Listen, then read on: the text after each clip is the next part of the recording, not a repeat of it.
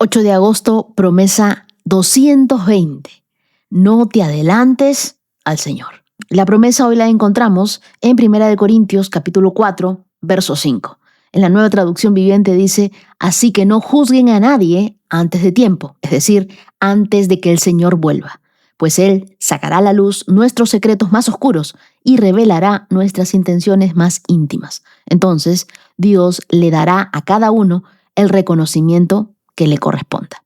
La Biblia, el mensaje, este mismo verso dice: así que no se adelanten al Señor, ni saquen conclusiones precipitadas con sus juicios, antes de tener todas las pruebas.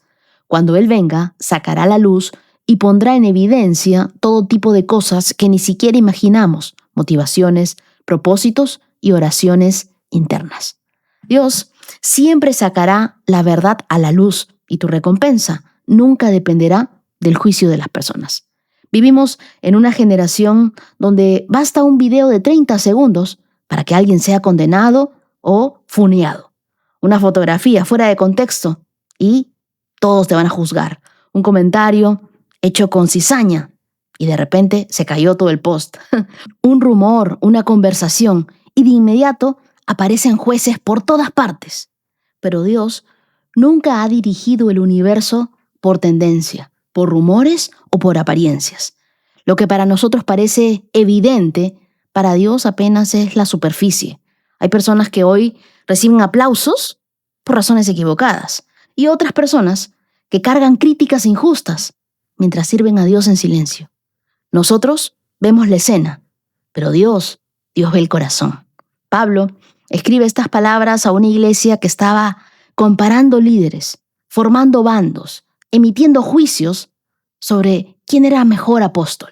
Algunos preferían a Pablo, otros preferían a Apolos, otros a Pedro. Y Pablo responde con una frase sorprendente: no juzguen antes de tiempo. ¿Por qué? Porque todavía falta la parte más importante de la historia. Lo que las personas interpretan como éxito, Dios primero lo examina de acuerdo a sus motivos. Y ahí está la diferencia. El mundo mide resultados, Dios mide corazones. Y Dios promete que un día toda verdad será revelada, toda intención será puesta en evidencia y cada persona recibirá el reconocimiento que realmente le corresponde. Por eso no tienes que adelantarte al Señor, ni para juzgar ni para ser reconocido. Eso significa que no tienes que vivir desesperado intentando limpiar tu imagen delante de todo el mundo, porque eso no es lo que importa. Dios sabe la verdad. Él conoce las lágrimas que nadie vio. Él conoce las veces que tú obedeciste aunque nadie te felicitó. Las oraciones que jamás le contaste a nadie. Dios conoce todo. Dios sabe los sacrificios que has hecho en secreto. Y también conoce todas las motivaciones ocultas detrás de los aplausos que otros reciben. Y Pablo le escribe esto a una iglesia que se había convertido en tribunal de opinión pública. Corinto era una ciudad portuaria, cosmopolita, llena de comercio y también de competencia.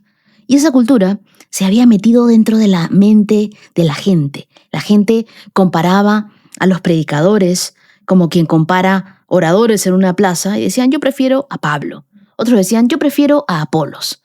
Y se juzgaban los ministerios, los llamados, las motivaciones con información parcial y con corazones divididos.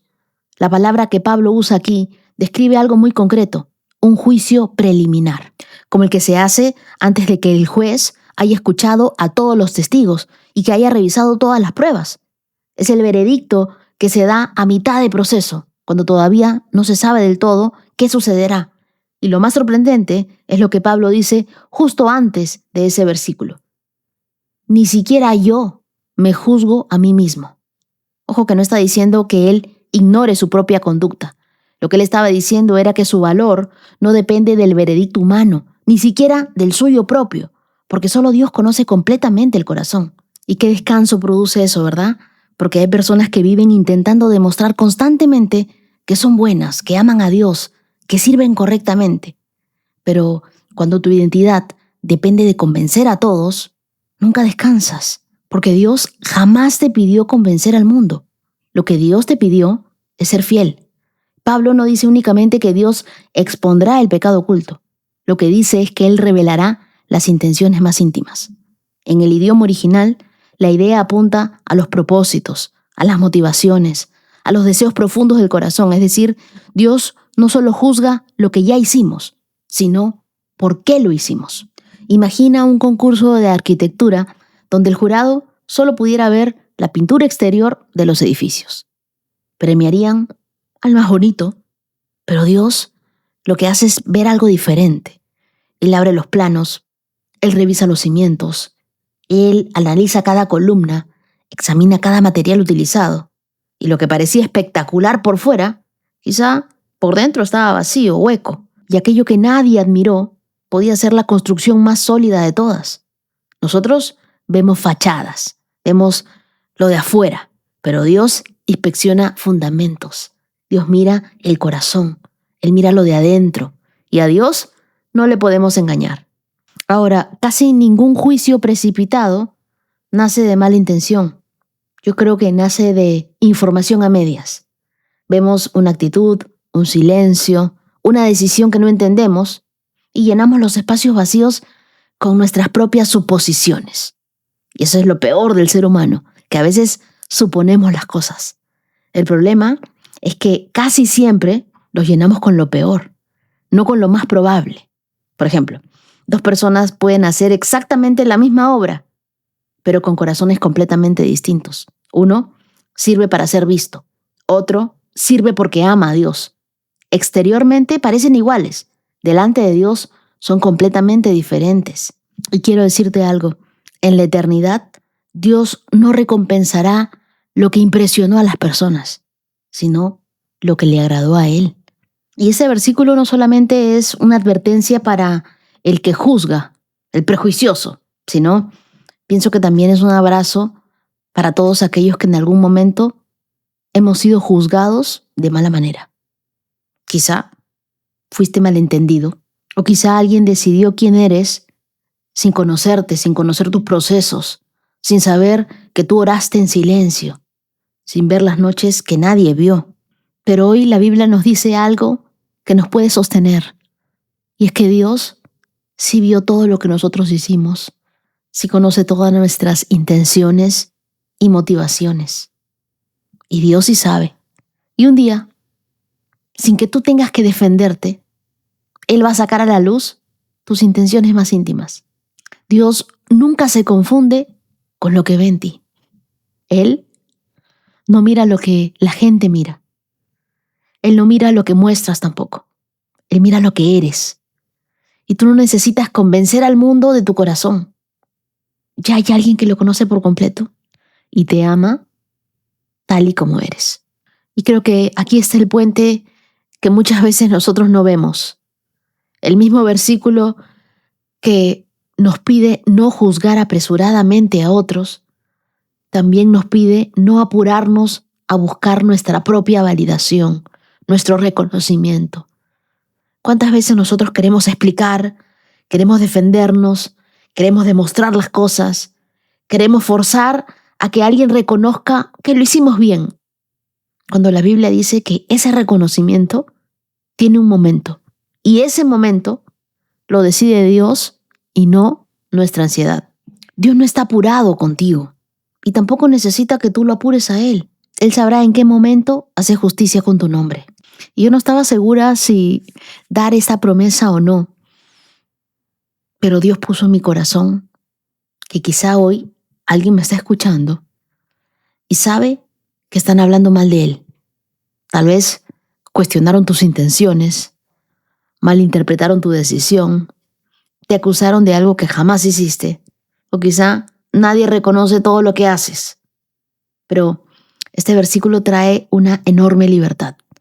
Tú no necesitas convertirte en el abogado de tu propia reputación.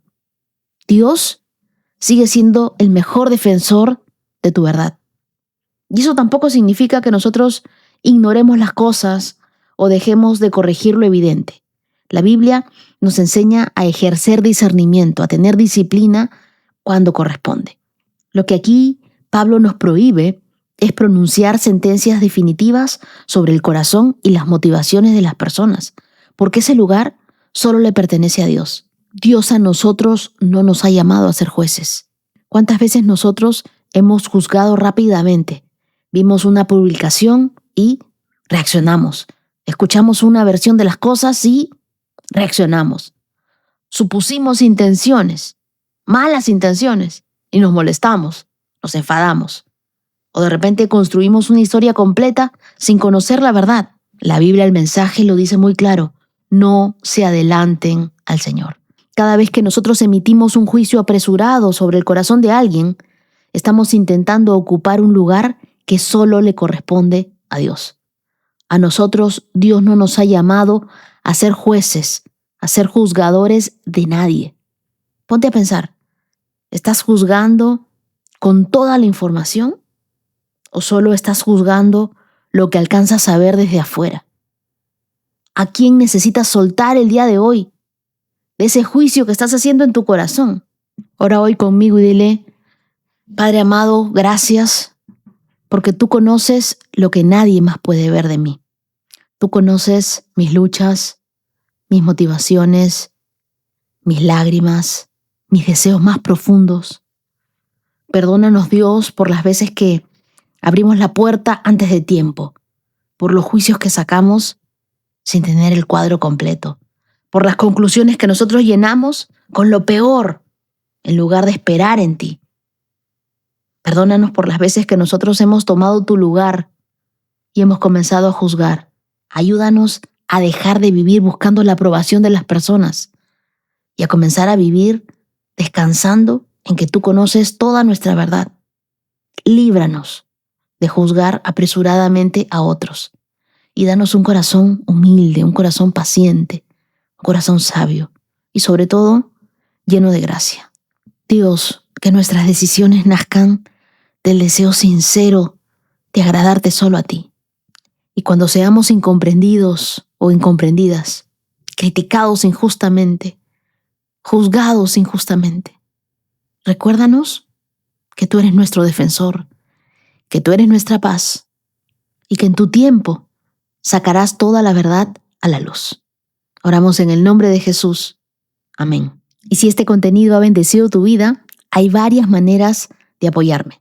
Tú puedes hacer una donación en wendyneciosub.com, puedes adquirir alguno de mis libros o simplemente compartir este episodio en tus redes sociales con alguien que lo necesite.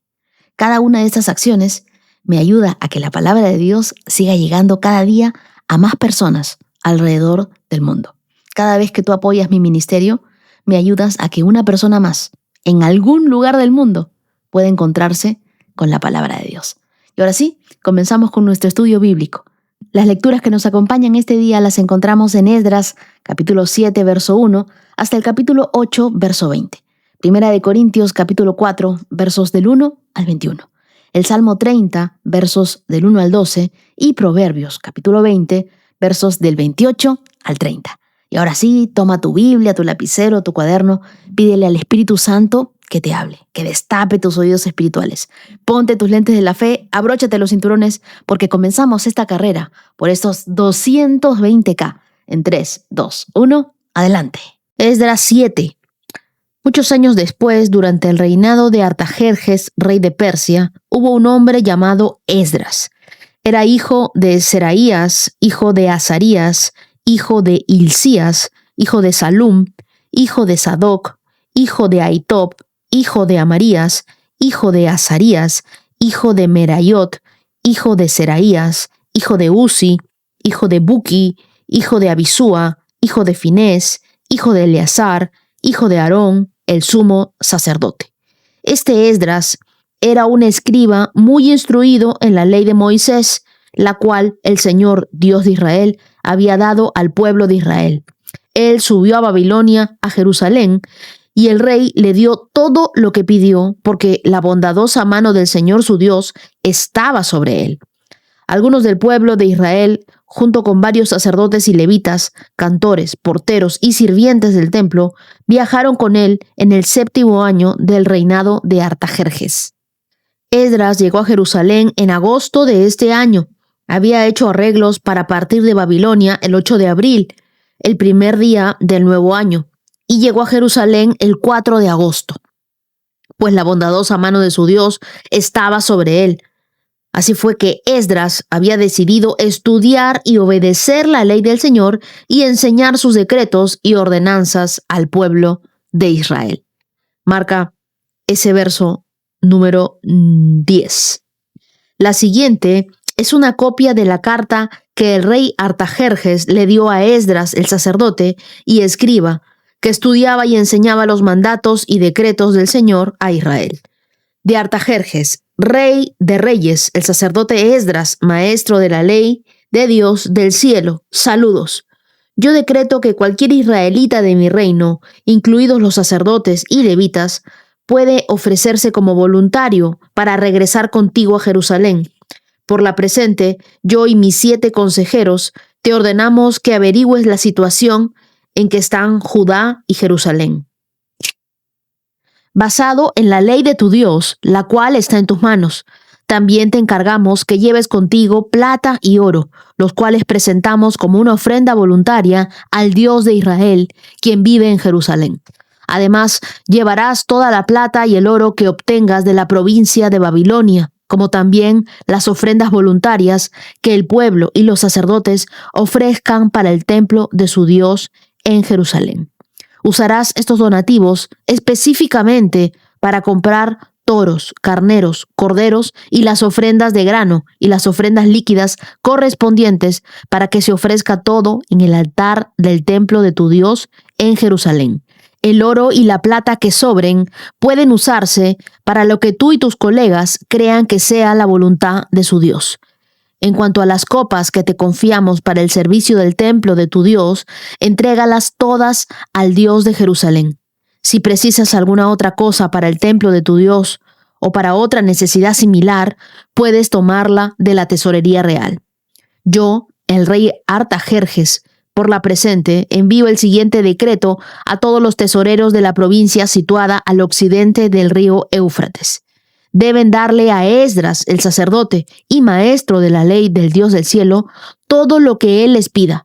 Le darán hasta 3,400 kilos de plata, 500 canastas de trigo, 2,100 litros de vino, 2,100 litros de aceite de oliva y sal en cantidad ilimitada. Procuren proveer todo lo que el Dios del cielo exija para su templo, pues ¿por qué hemos de correr riesgo de provocar el enojo de Dios contra los dominios del rey y de sus hijos?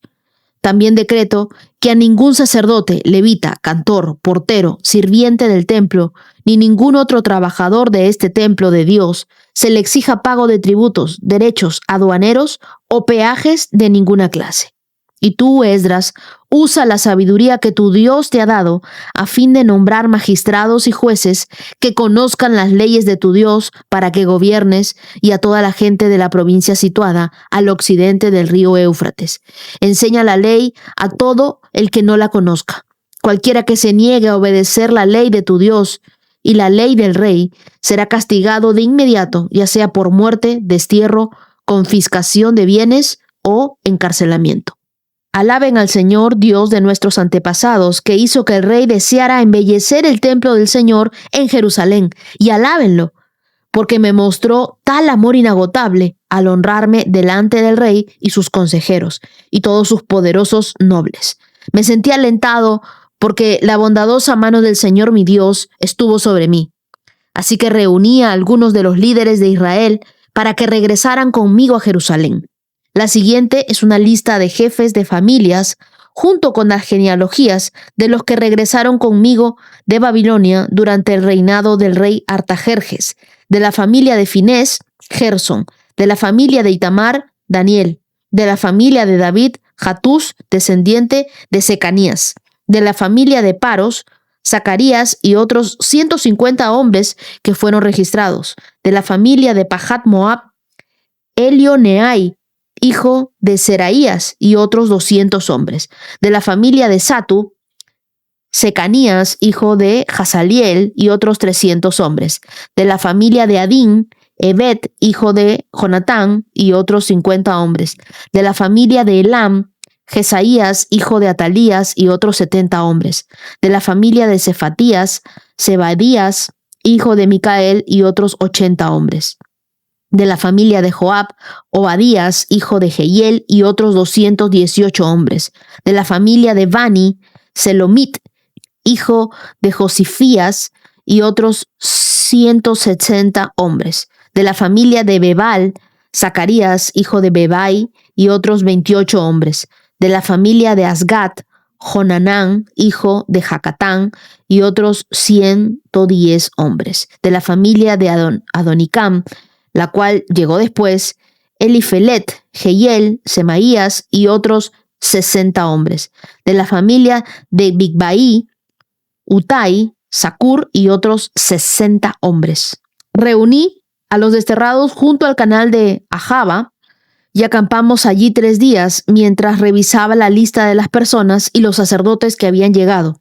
Descubrí que ni un solo levita se había ofrecido para acompañarnos. Entonces mandé llamar a Eliezer, a Ariel, a Semaías, a Elnatán, a Jarib, a Elnatán, a Natán, a Zacarías, a Mesulam, los cuales eran jefes del pueblo, y también mandé llamar a Joyarib, a Elnatán, quienes eran hombres con discernimiento.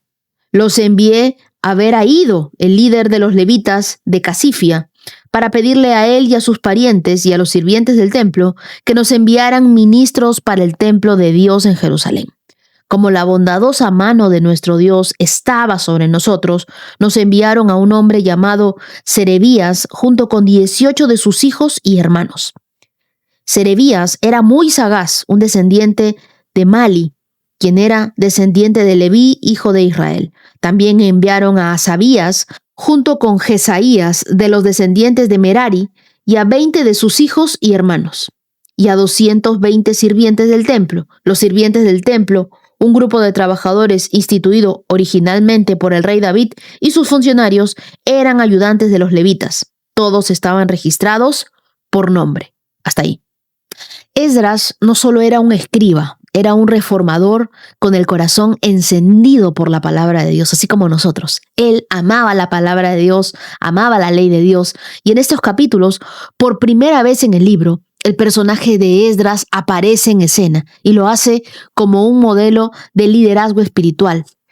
En el capítulo 7, verso 10, nos dicen que Esdras había decidido estudiar y obedecer la ley del Señor y enseñar sus decretos y ordenanzas al pueblo de Israel.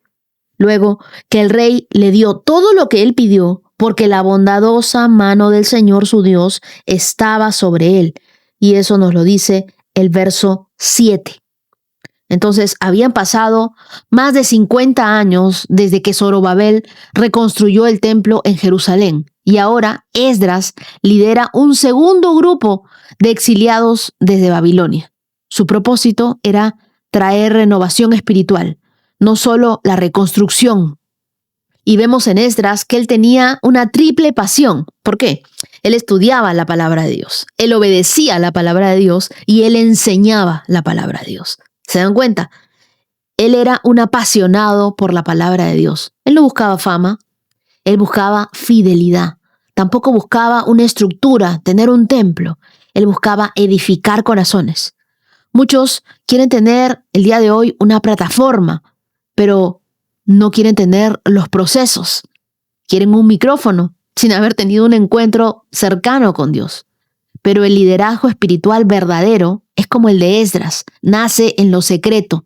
¿Por qué? Porque antes de que Esdras hablara al pueblo, primero permitió que la palabra de Dios hablara a él. Y es lo que nos dice el capítulo 7 en el verso 6.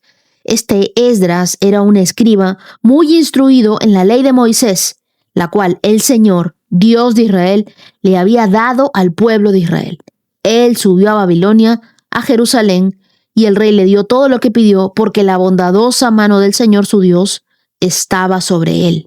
Esdras se parece más a un entrenador espiritual, a un coach, que a un influencer. Hoy en día muchos buscan seguidores, en crecer, pero Esdras buscaba formar discípulos. Es como ese maestro que no solo te enseña matemáticas, sino que te enseña a vivir con integridad.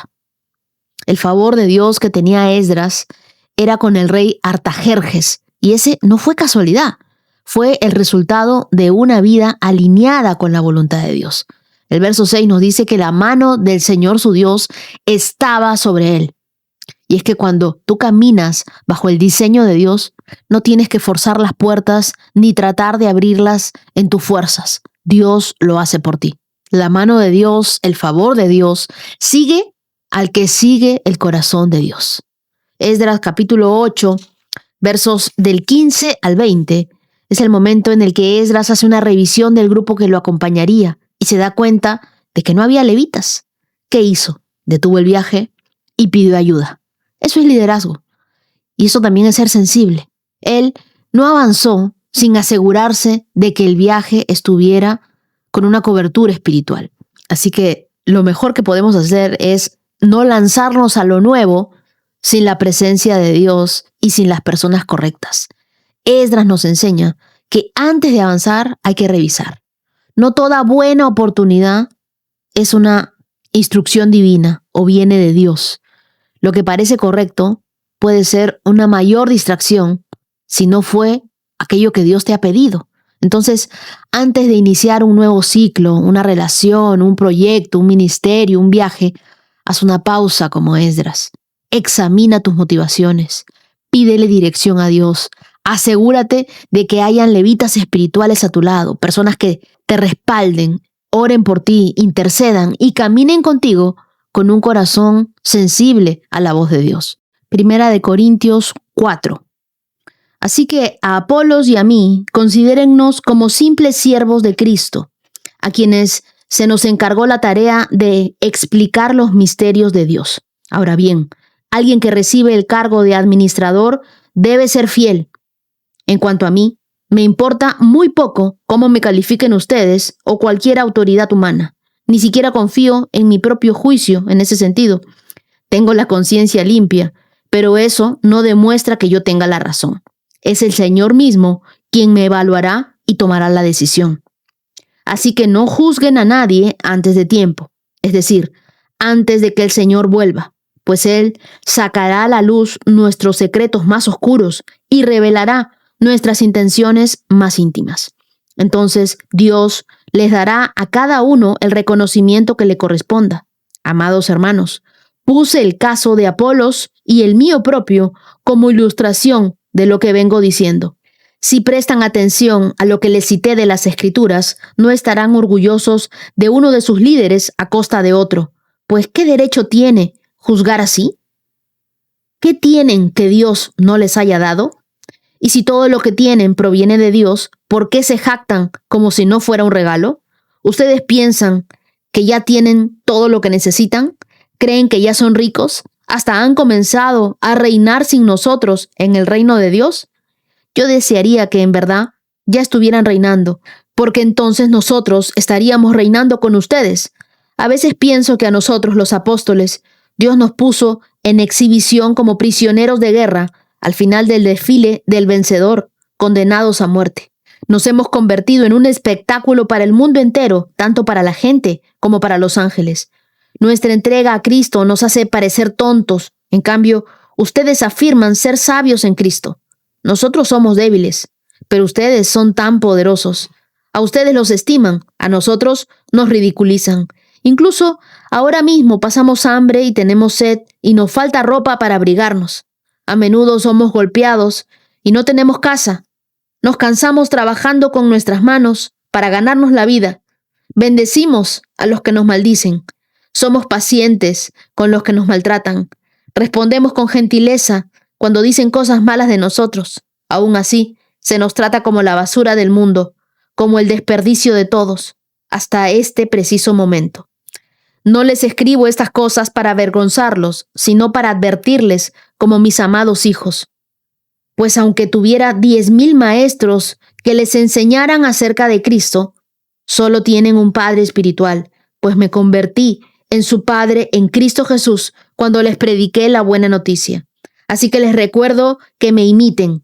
Por esta razón les envié a Timoteo, mi fiel y amado hijo en el Señor. Él les recordará la manera en que sigo a Cristo Jesús, así como lo enseño en todas las iglesias, en todas partes.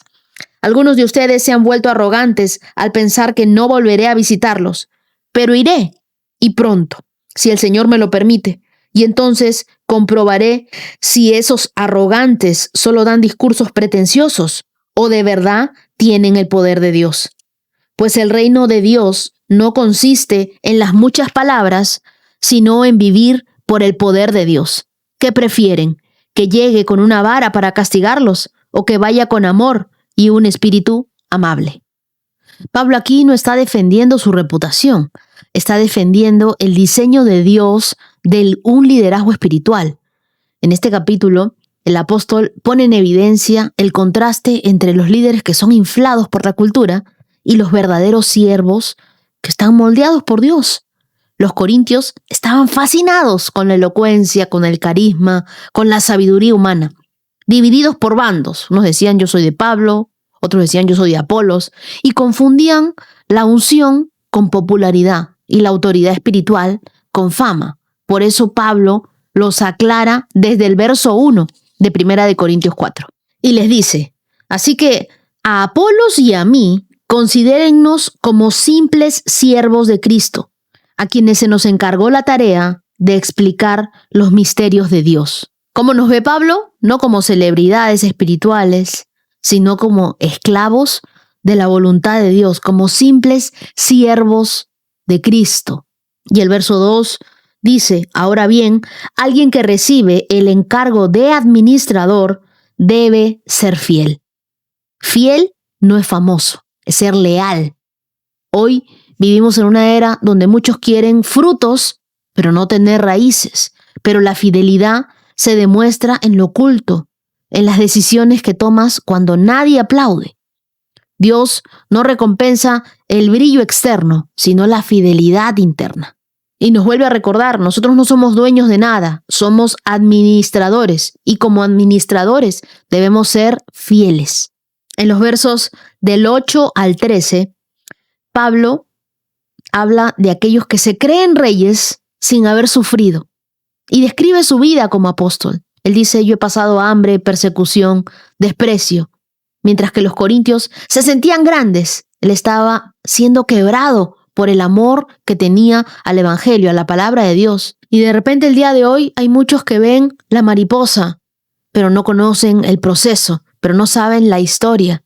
O quizá te ven a ti y ven a alguien ungido por Dios, pero no saben todo el proceso de la unción. Muchos piden unción, pero pocos están dispuestos a ser prensados. Las uvas, por ejemplo, deben ser pisoteadas para poder sacar el vino.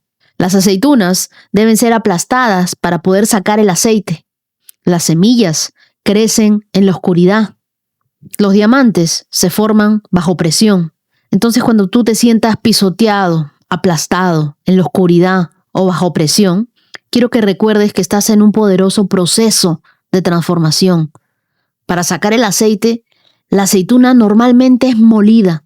En tiempos bíblicos se usaba una gran rueda de piedra que giraba aplastando el fruto.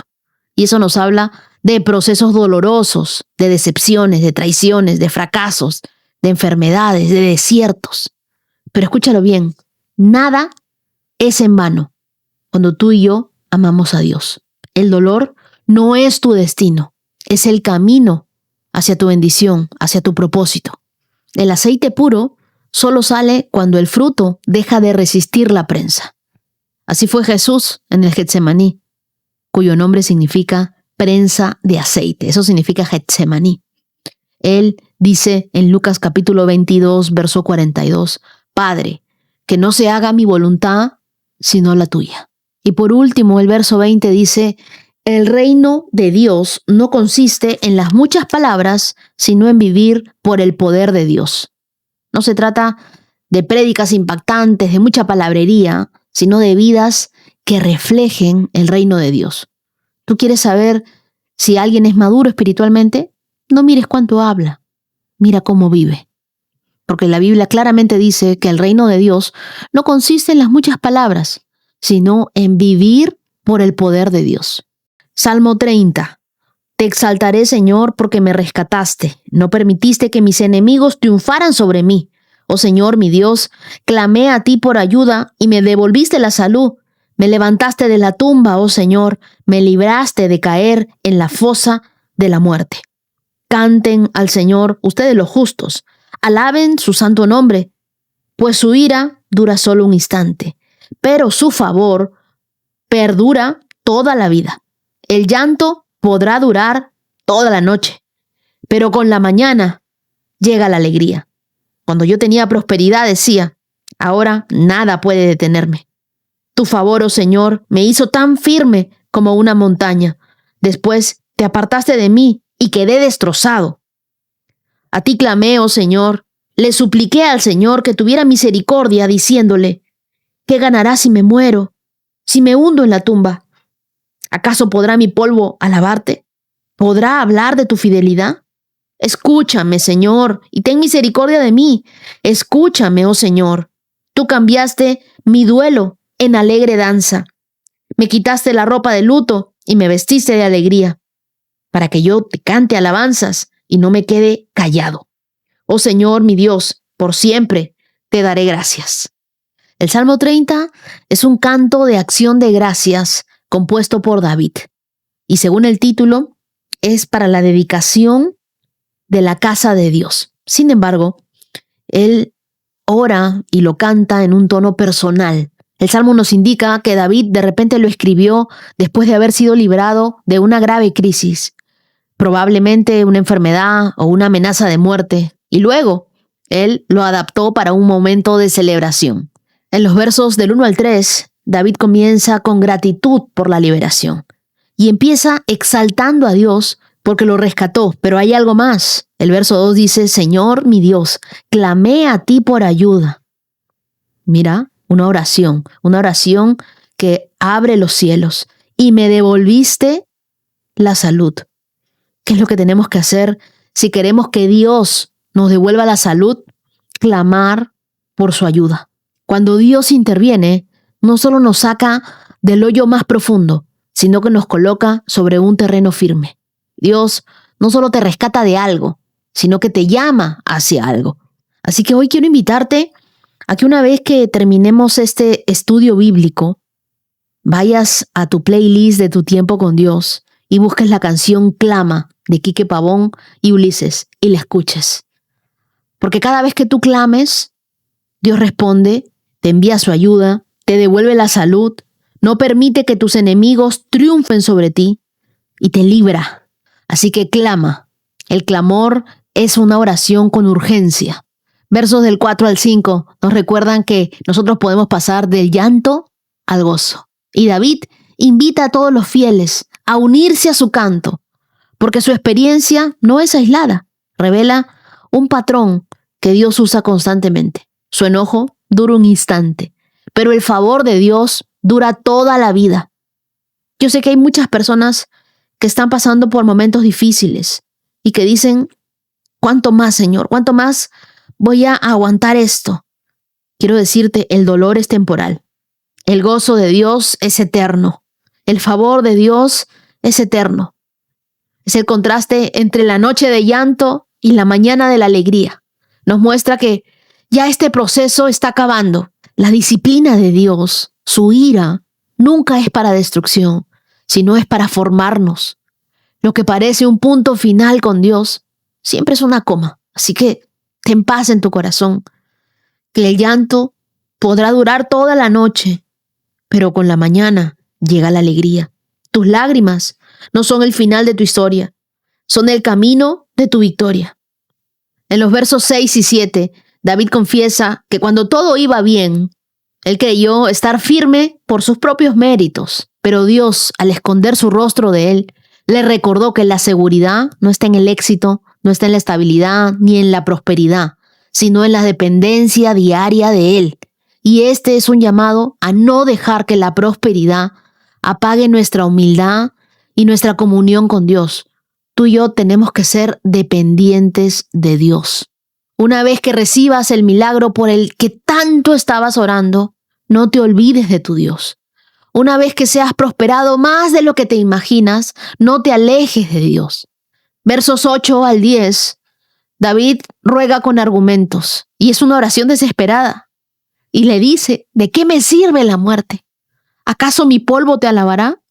Y era una forma de orar que refleja una fe que comienza a razonar con Dios. Él comienza a apelar a la misericordia de Dios y le dice, ¿así va a acabar mi historia, Dios? Esa es la confianza de un hijo que sabe que puede hablar con total libertad con su padre. Así que no te sientas juzgada ni te sientas mal cuando vayas con tus preguntas a Dios y le digas, ¿por qué? ¿Por qué estoy pasando esto? ¿Por qué mi proceso es tan largo? ¿Por qué no sana a pesar de la oración? Señor, ¿qué me está faltando? Cuando tú vayas con tus preguntas y con tus argumentos desesperados a Dios, Dios nunca te rechaza. Él siempre te escucha, te consuela y te enseña. Y en el verso 11 y 12, la respuesta de Dios es descrita con imágenes vividas. Tú cambiaste mi duelo en alegre danza. Me quitaste la ropa de luto y me vestiste de alegría. Y ese es un intercambio divino para que yo cante alabanzas y no me quede callado. Oh Señor mi Dios, por siempre te daré gracias. Proverbios 20, 28 al 30. El amor inagotable y la fidelidad protegen al rey. Su trono se afianza por medio de su amor. La gloria de los jóvenes es su fuerza. Las canas de la experiencia son el esplendor de los ancianos. El castigo físico limpia la maldad. Semejante disciplina purifica el corazón. El verso 28 nos enseña que el amor inagotable y la fidelidad protegen al rey y que su trono se afianza por medio de su amor. En el contexto bíblico, la palabra amor aquí traduce el término eset, hebreo, que implica compromiso leal y misericordioso. No era un sentimiento superficial. En el mundo antiguo, un rey podía afianzar su trono por la fuerza o por alianzas políticas, pero la sabiduría bíblica afirma que un liderazgo estable nace de relaciones genuinas, del cuidado por la gente y de la coherencia en el carácter. La gente compra primero al líder y luego la visión. En otras palabras, el corazón de un líder sostiene más que su estrategia. Y el verso 29 que nos habla sobre la gloria de los jóvenes, que es su fuerza, mientras que las canas de la experiencia son el esplendor de los ancianos. Y aquí se reconoce cada etapa que tiene una virtud. La juventud aporta energía, innovación, empuje, mientras que la madurez aporta experiencia, sabiduría y también perspectiva. El error es despreciar una en favor de la otra. La iglesia necesita ambas, la fuerza de los jóvenes para avanzar y la sabiduría de los ancianos para no desviarse. Si solo honras lo nuevo, pierdes las raíces. Si solo honras lo viejo, pierdes el movimiento. Y en el verso 30, el castigo físico limpia la maldad, semejante disciplina purifica el corazón. Aunque la cultura actual ve distinto la disciplina física, el principio sigue vigente. La corrección, sea física o en forma de consecuencias firmes, es necesaria la corrección para formar el carácter. Quien te ama, te corrige, porque quiere que seas mejor. La disciplina bien aplicada con amor no destruye, sino que pule, nos limpia, nos purifica. Dios nunca te corrige para romperte, sino para prepararte.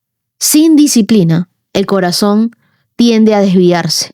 Con ella, se alinea al propósito de Dios. Cuando tus hijos crezcan, te van a agradecer la disciplina y la corrección que tú les hiciste de niños, porque así aprendieron.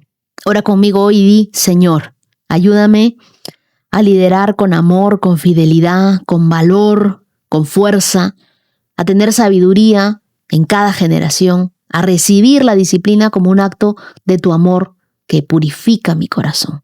Y también a ejercer la disciplina con las personas que necesito corregir. Te lo pido, Dios, en el nombre de Jesús. Amén.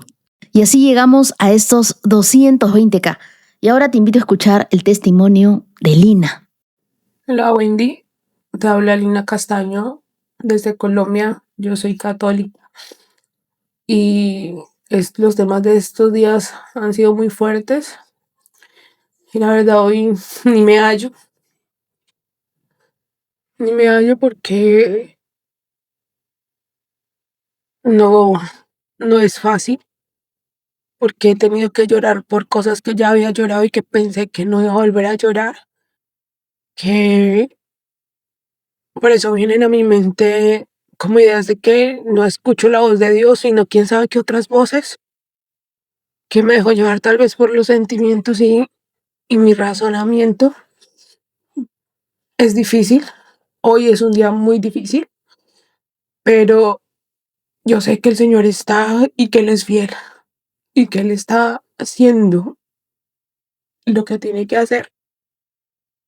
Y ser transformado duele, renunciar a los caprichos duele, pero mi convicción es que Él sigue haciendo. El que comenzó la buena obra la terminará para el día de Cristo Jesús. Yo te había compartido que mis sobrinos habían ido a un retiro de Maús y este fin de semana mi hermana está saliendo de su retiro y mi mamá me envía las palabras y no tengo palabras sino solo agradecimiento para Dios. Ella se estaba divorciando y yo intenté de muchas maneras que no lo hiciera, pero en un momento comprendí que ellos necesitaban sanar y estando juntos no lo iban a lograr. Y ella hoy viene de su retiro y públicamente pide perdón. Perdona a su esposo. Eso no, eso no tiene palabras. Sé que son las oraciones de mamá, las oraciones mías, las oraciones de mucha gente que ora por ellos. Y es ver cómo Dios restaura y cómo Él se está manifestando tan fuerte en mi familia. Y eso es lo que hoy me sostiene. Porque sé que Él sí escucha. Y yo sé la voz que escucho. Pero hay muchas cosas que tienen que ser transformadas. Y ahí estamos en este proceso. Que Dios la bendiga, Wendy, y que le siga guiando y transformando todo su ser. Que el Espíritu Santo ilumine siempre su camino y que siga siendo su voz para ayudarnos a comprender lo que el Señor va haciendo en individual. Dios la bendiga. Mi querida Lina, gracias por abrirnos tu corazón, sobre todo con tanta honestidad. Me conmovió escucharte decir que hoy fue un día difícil, porque muchas veces nosotros creemos que cuando Dios empieza a obrar en nosotros, todo debería ser más fácil, pero no siempre es así. Y muchos que nos escuchan lo entienden. A veces la transformación duele. Morir al orgullo duele, a los caprichos, a las expectativas y a nuestra propia voluntad puede ser un proceso muy doloroso. Sin embargo, hay algo que me encantó de tu testimonio, que en medio de tus propias lágrimas tú pudiste levantar la mirada y reconocer los milagros que Dios está haciendo en tu familia.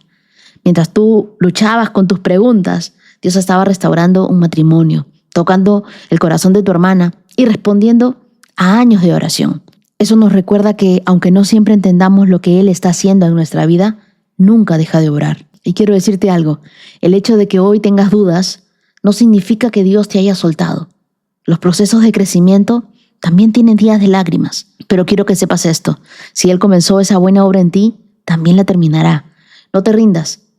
Dios está formando en ti una mujer cada vez más parecida a Jesús. Te regalo Filipenses capítulo 1, verso 6, que dice, y estoy seguro de que Dios, quien comenzó la buena obra en ustedes, la continuará hasta que quede completamente terminada el día que Cristo Jesús vuelva.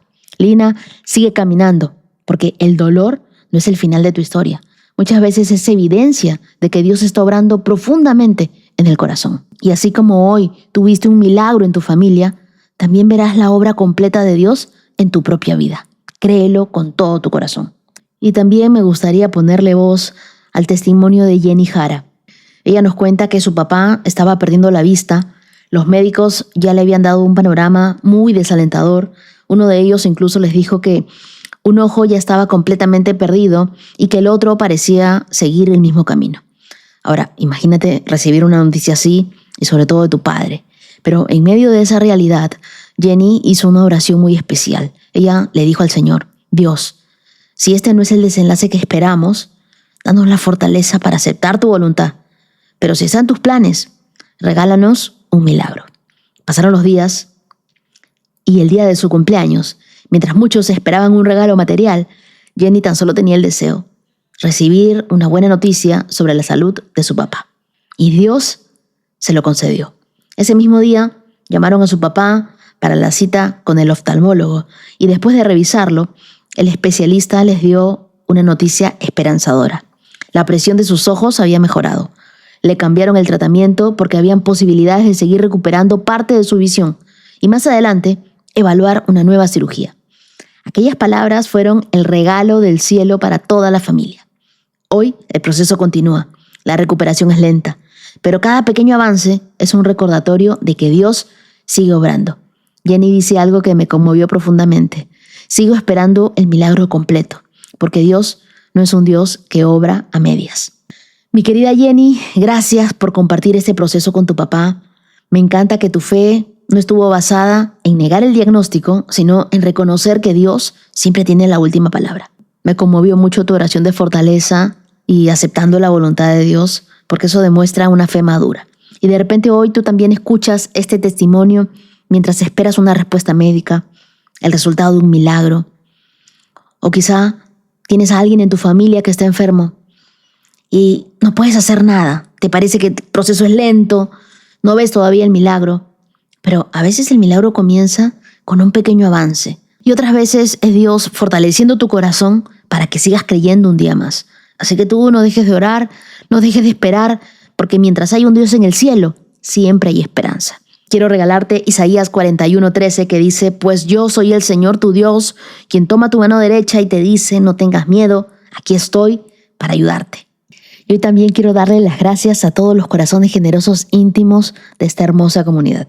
Muchas gracias a Gloria Vaquero, a Edwin García y familia. Gracias Daniela Segura. Dios te bendiga, Natalia Mareco. Y desde el canal de YouTube, muchas gracias a Karen Ballén Perilla y a Verónica González. También muchas gracias a mi querida amiga Jessica. Que Dios bendiga tu negocio. Y a ustedes, queridos, quiero regalarles Jeremías capítulo 17, versos del 7 al 8, que dice: pero benditos son los que confían en el Señor y han hecho que el Señor sea su esperanza y confianza.